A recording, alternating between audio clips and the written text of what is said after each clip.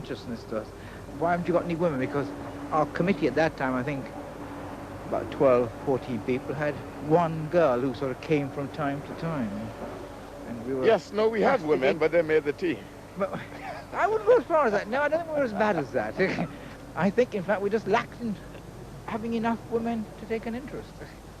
We were the first of the post-war generation of immigrants. We were just getting people to get jobs. I remember going to Barclays Bank and trying to get a black girl a job there. And there wasn't a chance. I mean, they wouldn't even consider it. But we got over that. Claudia came because of her more advanced experience in the United States. And she was now saying, because we now had busmen and working on the buses and things like that, and she said, you know, what about being made inspectors? Yes. Which we hadn't even foreseen, because we thought we'd achieved a hell of a lot by just getting a job in London Transport. Miss Jones, why aren't West Indians applying to come to this country in any numbers?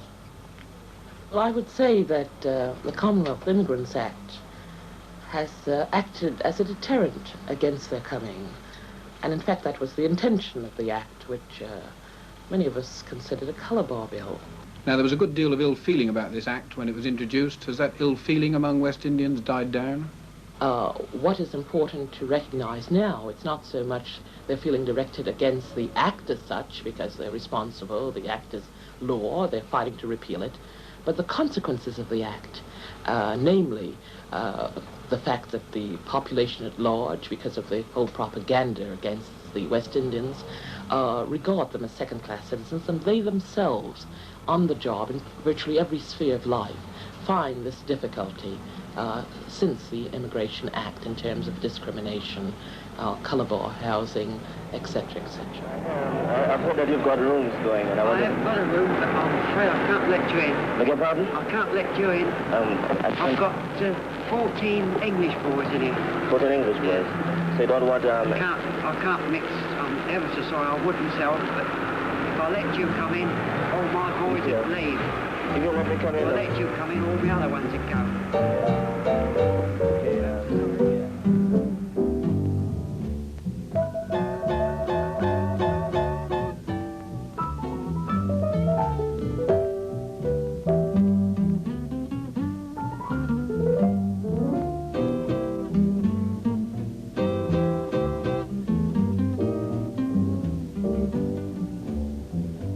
One of the problems with black people at that time in this country, we had no leisure.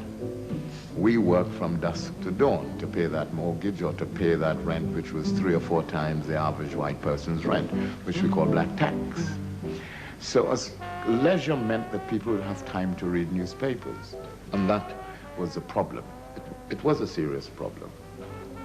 And Claudia, obviously with her experience in the United States, and particularly somebody who lived in Harlem, she knew how to approach that particular question. This was before the civil rights movement in the States and the new consciousness that's being created now, black awareness. But she was way ahead of her time.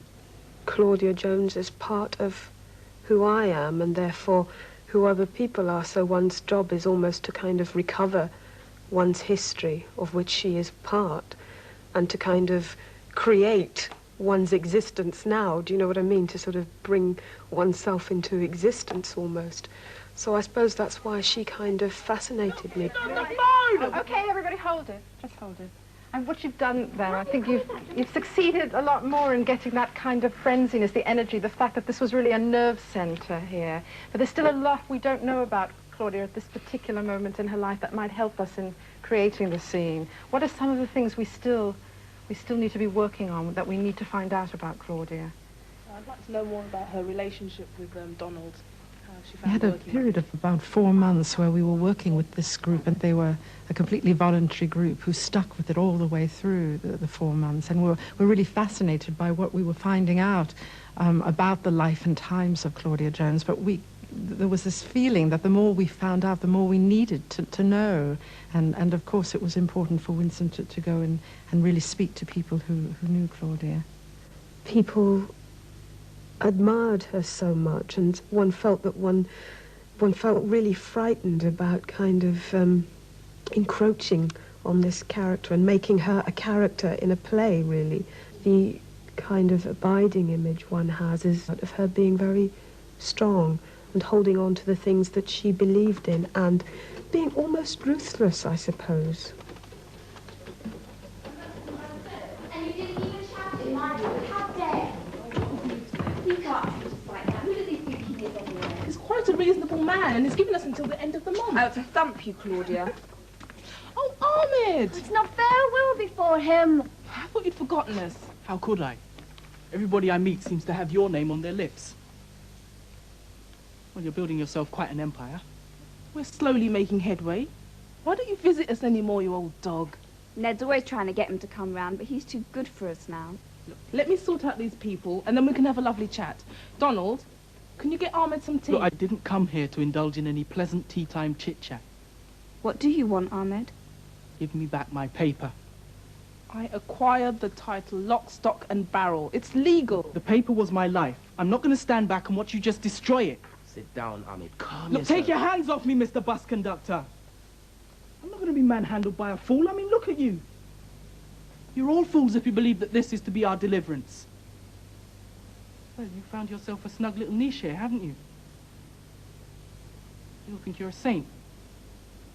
I see through you.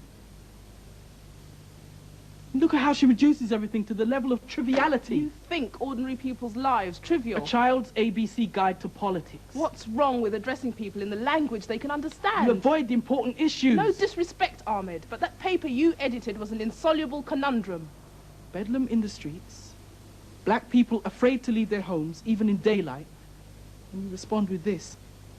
And what should I respond with? Florid panegyrics to the sanctity of Marxist theory?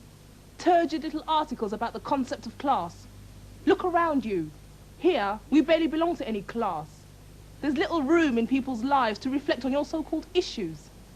No, everything else in their lives is secondary to this one purpose, survival. Now, if you'll excuse me, I must see to these people. You take away my paper, my life, and now you try to dismiss me like a simpering schoolboy. Now, what can I do for you? Don't you dare turn your back on me! Let go of me, boy. At least 200 years of violence coursed through my veins. My grandmother died, poor and beaten, as did my mother. The US government held its fist to my face and beat me with it, leaving me for dead. Yet I'm still here alive. Why would I be afraid of you? There was a difference of opinion about the language you used, the way you wrote a newspaper, and the people whom you were focusing the newspaper on. And that is something she brought to us. I think her main achievement was producing of a very important monthly paper, the West Indian Gazette, which she produced monthly. She got advertising for it. It dealt with all the problems of Afro-Brits and West Indian, Caribbean. Things are rather tight, put tight in inverted commas, in London, with stories of West Indians, particularly Jamaicans, getting the worst end of the stick. I myself have been under the weather, and I'm sure that illness on both sides is due to the fact that there are too few people to do so much work. Besides illness, we're having some printers' difficulties and decided to delay publication until May. Sincerely as ever, Claudia Jones. And so there were articles that she wrote, and, she lived off the advertising. She supported herself. And it wasn't easy for a woman who was approaching middle age, alone, black, in a very racist society, I might say. She was a very warm person. There are lots of people around Claudia, and of course, you could do a lot of name-dropping with people like Paul Robeson. I said in Journey to an Illusion that people treated Claudia and the West Indian Gazette as a godmother, the sort of person in the Caribbean that you go and really pour your troubles to. And it's not that she probably had an answer for you, but talking about it was therapy enough. She had a very rough time to be separated from her family, to be on her own in her 40s in Britain. And problems, there were very few men who would be prepared. While they were very attracted to Claudia, very few could measure up to her. because she was outstanding, and I suppose she frightened them. There was this man in her life when she came